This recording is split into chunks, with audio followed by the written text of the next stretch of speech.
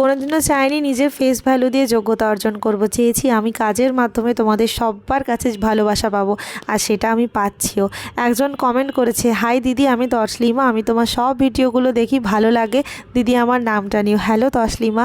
আরও একজনও বলেছে, দিদি আমার নামটা নিও নেক্সট ভিডিওতে। হ্যালো স্বর্ণালী, তোমাদের অনেক ভালোবাসা আমার ভিডিও দেখার জন্য, এভাবেই পাশে থেকো। আজকে বানাচ্ছি ক্লে জুয়েলারি, প্রসেসিংটা তোমরা দেখতেই পেলে, আর জানি তোমরা এখান থেকে শিখতেও পারবে।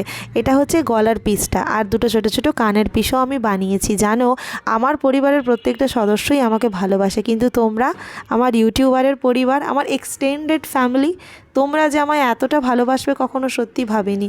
আজ আমি আমার কাজে, নিজের যোগ্যতায় তোমাদের ভালোবাসা পাচ্ছি। এই ভালোবাসাটা না কখনো কমতি দিও না, ভালোবাসার তো কোনো দাম হয় না।